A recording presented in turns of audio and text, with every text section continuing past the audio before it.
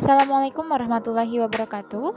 Hello everyone, we are from 6 group with the member Asral Sakar Maharani, Bais Yaskur Ilahi, Dea Maili Dia, and Dini Andini. In this video, we want to explain you about the finishing touches. And the first explanation will be delivered by Dea Maili Dia. Thanks for moderator. Formal and informal style and language. Difference between informal and formal academic writing.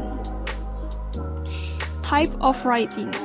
In informal academic writing is reflective journal reports based on experience, narrative, and anecdote, and report and case study analysis. For formal academic writing, academic essay, research report, literature review, criticus, dissertation, case study analysis. Okay, focus. For informal academic writing, it's the self and personal experience, and for formal, it's research and analyze, support by evidence, objective conclusion. Okay, use of pronoun in informal is the personal pronoun I and we, first person, are used often. This makes the style present and familiar. You, second person. Should generally be avoided. See also readership or expectation. Informal academic, it's the pronoun it, third person, is often used to show objectivity and distancing. Research incorporates what others say. Next, choice of voice. For informal, it's the active voice is used with personal pronoun. Example, when we observe each other's. Presentation we could see, and for formal, it's the passive voice is used to make generalization and to objectivity the action. Example, it's presentation we observe to. This avoids the need for personal pronoun. And direct or indirect statement, it's informal. It's the event is reported and described directly. Example, student got lower mark when they work in job for more than 20 hours a week. And for formal academic writing, it's a conclusion I reach in a tentative, indirect way to show limitation. For example, it can be seen from the research that students are more likely to get lower mark. And the last, it's readership or expectation. For in informal, it's the reader is interested in your experience but does not necessarily know it. Writing must be clear and structured when describing and explaining. Avoid you as this address the reader directly. Example, you must have had this experience before. Same for formal academic writing. And informal, it is the reader is interested in what you have to say about it, about your argument or research, and know something about it. Writing is distant, i.e. objective rather than subjective. Generally, you should avoid I and we, as in I think, in my opinion, but the conclusion to an essay could have in this essay I have argued. Jadi kebanyakan esai akademis itu lebih ke formal daripada informalnya. Jadi kalau misalkan esai ilmiah itu lebih sedikit informalitasnya dan lebih banyak formalitasnya gitu dibandingkan esai yang lainnya. Ways of adopting a formal style. You can show formality in your writing by consider 1. Using the dump it and the impersonate one. Jadi yang pertama itu menggunakan dump it dan impersonal. Kayak it can be considered that, atau I consider that, atau you will or should consider that. Jadi kata ganti orang ketiga digunakan dengan cara ini gitu dalam akademis.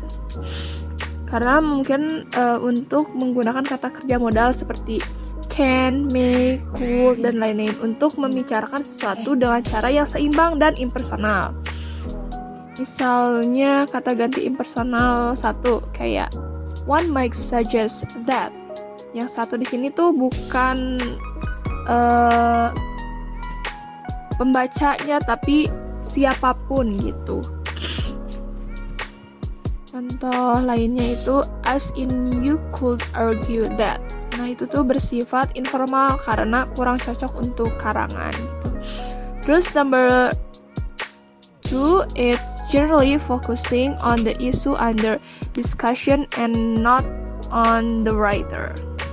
Nah, secara umum berfokus pada masalah yang sedang dibahas dan bukan pada penulisnya. Jadi dalam penulisan akademik itu dapat diatur dalam berbagai cara tanpa mengubah makna dasarnya, tetapi perubahan tersebut tuh dapat memberikan fokus yang berbeda atau makna atau miring yang berbeda gitu.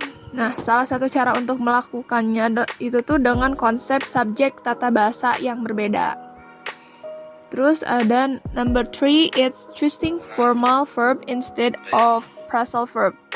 Jadi memilih kata kerja formal daripada kata kerja phrasal. Nah, dalam penulisan akademik kata kerja satu kata lebih disukain gitu. Jadi sebaik dari kata kerja phrasal yang disebutkan itu lebih dapat diterima untuk mengatakan multi-word verbs. Terus apa lagi ya? Look into, such as look into, come out, come up with, atau put up with gitu. Misalnya, an important reason for this is that these verbs tend to have more precise meaning.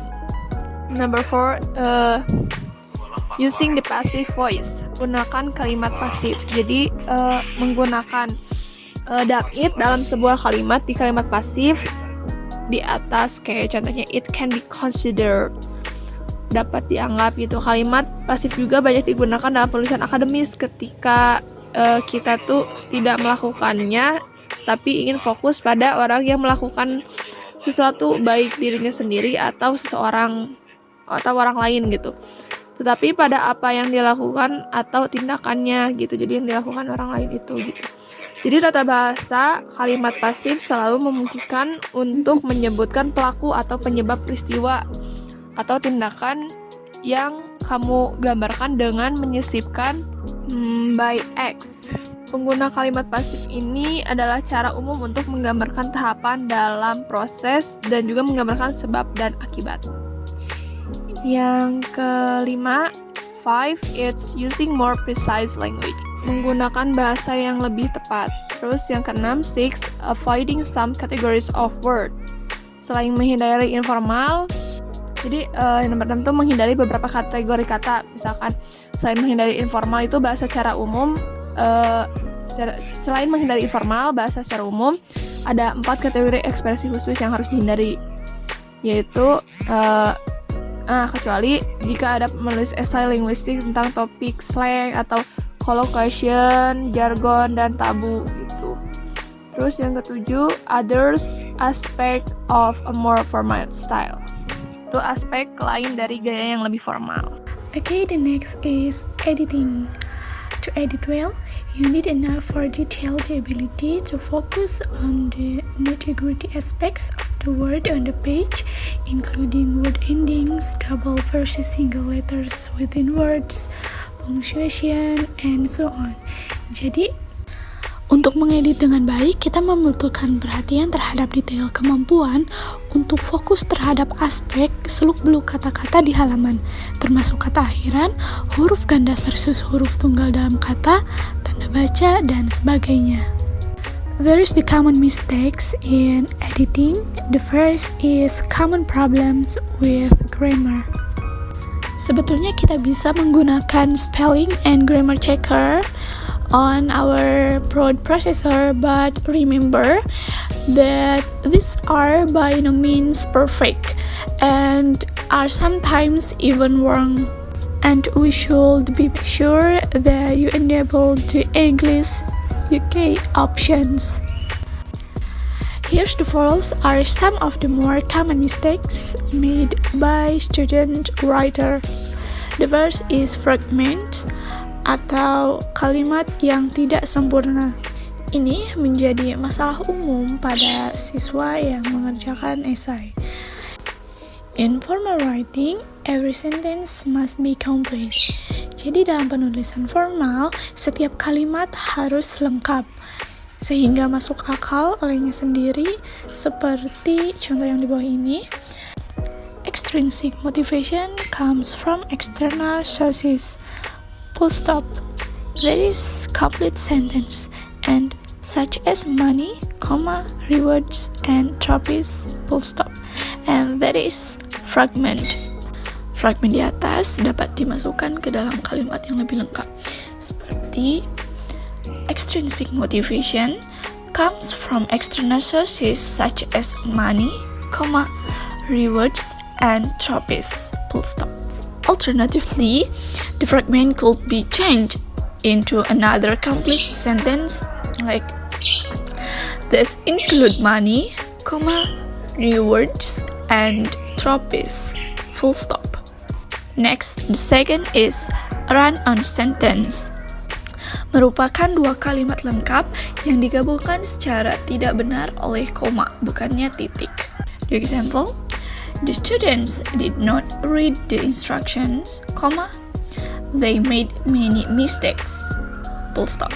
There is the example of run-off sentence. And that can be correct in a variety of ways. The sentence to be, the students did not read the instruction, full stop. They made many mistakes, full stop. And there is rewritten as two-spread sentence. Jadi kalimat tersebut dalam penggunaan koma dirubah menjadi titik, atau bisa juga diubah dengan rewritten using the connective and. We can also separate by a semicolon or using the connective because to show cause and effect. The third is overloading. Di sini kalimat menjadi berlebihan beban, juga terlalu banyak ide. In academic writing, you should always follow the rules of punctuation and grammar, especially as the reader of your writing, unlike a friend, is likely to be very different from you and may not know what you are referring to if you are not clear and do not use the conventions of grammar and spelling which are supposed to be universally known in English-speaking cultures to maintain clarity and avoid ambiguity in expression. Jadi dalam penulisan akademik, kita harus selalu mengikuti aturan tanda baca dan tata bahasa, terutama karena pembaca tulisan kita mungkin tidak sejalan dengan apa yang kita maksudkan. So, kita harus menggunakan kaidah tata bahasa dan ejaan yang seharusnya dikenal secara universal dalam budaya berbahasa Inggris untuk mempertahankan kejelasan dan menghindari ambiguitas dalam ekspresi.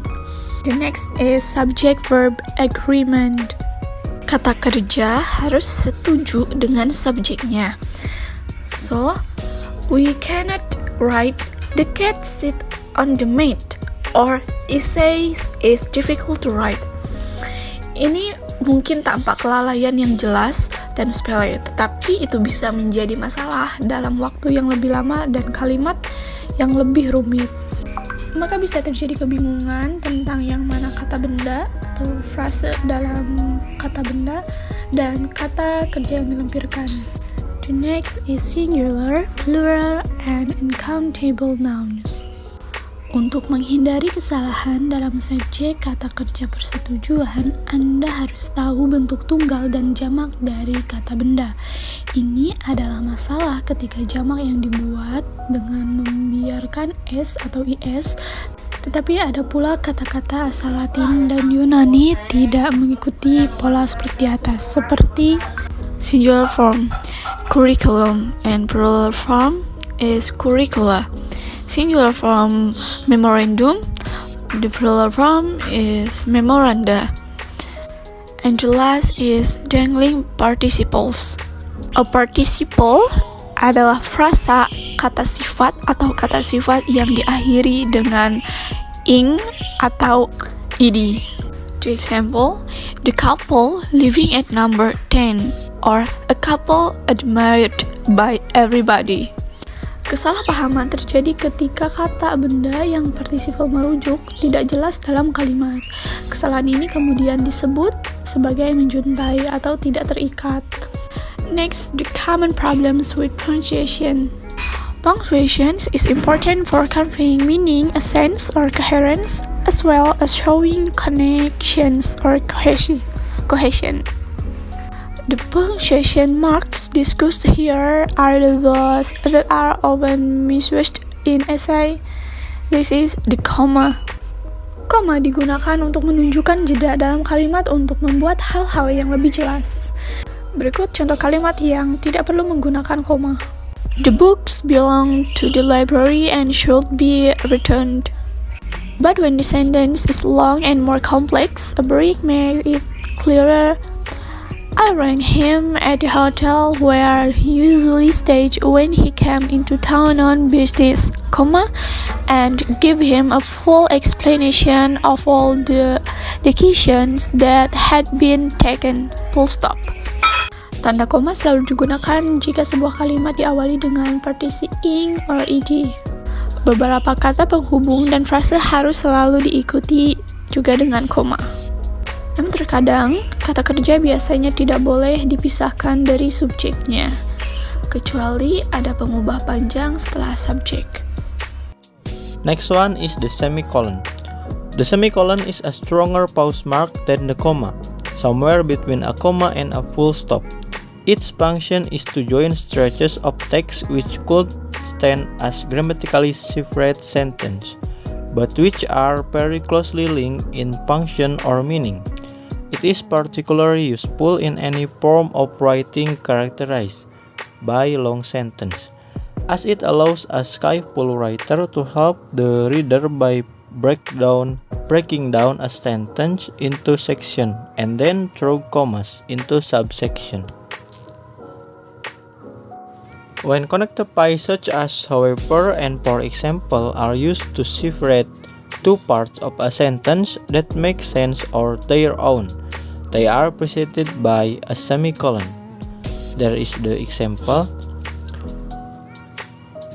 She had planned to return the book to the library. However, it was too far from her to walk there. Next is the colon. In an essay, the colon is used to introduce lists, some quotation and explanation of or comments on the first part of a sentence. For example is, the writer process consists of the stage of pre-writing, drafting, revising, and editing. And the colon is more often used with bullet points in a set of instructions or a list of recommendations and suggestions. Bullet points, however, are not recommended in an essay. And the last one is the apostrophe. The apostrophe is very often misused and causes considerable problems. It is used for two purposes. One, to indicate possessions, as in the cat whiskers. When the noun is plural, or if it is a noun which ends with an S, it is put after the S. Example, the cat's whiskers, the Robinson's house. And two, to indicate that two words have been joined up, one of which is not written out in full, such as I'll, it's, don't, they are, and soon, so on. There are three main ways in which the apostrophe is often misused: confusing the apostrophe S with the plural S and confusing its and its, and whose and whose. In this example, all the misuse are underlined. You can see the example there. Fresh cucumbers and tomatoes for sale is sometimes seen on site outside the grocery or on market stalls. The next material in editing is common problems with spelling. English spelling is a nightmare of inconsistencies. Words are not spelled as they are pronounced, unlike German, for example. The 5 vowel letters I, U, E, O, both singly and in apparently random combinations, have to represent the 20 vowel sounds of standard British English. There are some general points to make about spelling which you should note. For the reader who notice them, spelling or typing mistakes will usually be just an annoyance, which makes a bad impression, but they can also affect meaning. Number 2, you may not be able to work out how to spell a word from its sound or by using your common sense. However, you may be better able to guess intelligently if you know the meaning of the word and its roots. And number 3, as you saw in the editing activity, the spell hacker can help, but it cannot do your thinking for you. It is by no means infallible, and I have had both grammar and spelling mistakes not identified, as well as non-mistakes being flagged up as errors. When using a spell checker, there are 3 main things to bear in mind. First of all, make sure you are using the English UK version when checking. If you have it on English US, then it will tell you that center is wrong, and so on. The second important point is that you should make sure you go through your essay to look at what has been underlined as one of the very last things to do, just before you print it out. Do this even if you have checked your spelling after writing each part of the essay.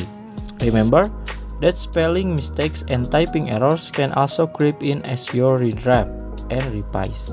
And finally, and perhaps most importantly, you should remember that the spell checker doesn't recognize sense or meanings in a sentence.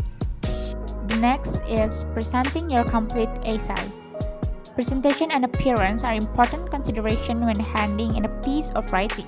You have worked hard to get this far, so you should not let yourself down by submitting a sloppy looking piece of work. Having said that, no marks will be given for looks alone, so do not go overboard either. Presentation takes into account considerations such as the following. The first is following instruction for submission, such as those for the title page, your name and student ID, department, course, tutor, date, number of words, and so on. The second is line spacing. And the third is font and font size. Times Roman or Tahoma with a size 12 or 14.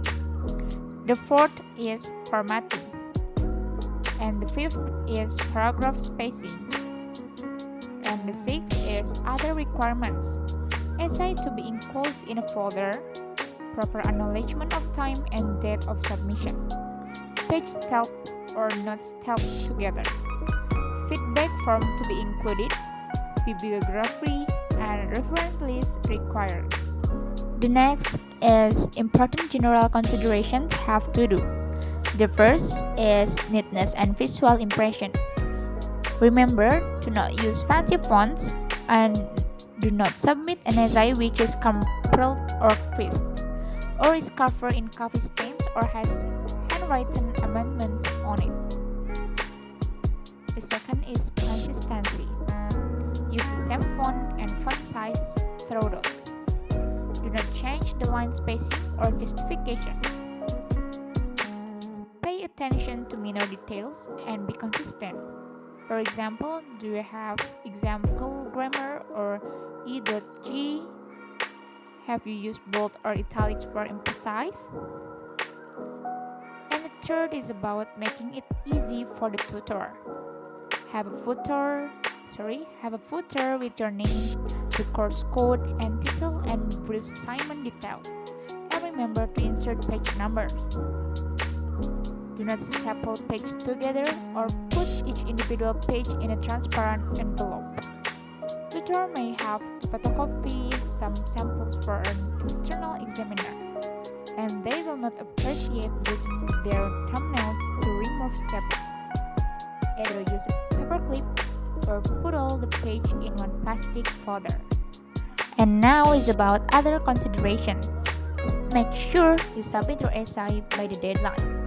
Because beberapa universitas, jurusan, atau dosen akan sangat memperhatikan deadline pengumpulan tugas.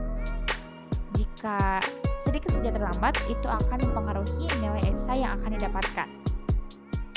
And the second is follow the instruction for how to submit. Apakah instruksinya dikumpulkan kepada dosen langsung, atau melalui e-learning, atau any other ways to submit your essay. This is all picky advice, but you should bear in mind that your essay will have only one change to make a good first impression. Next is useful online research for learning and improving academic vocabulary. The Academic World List Highlighter, or AWL, it is created by a at Victoria University, Wellington, New Zealand. This core academic vocabulary may be used by writers in many different subject areas.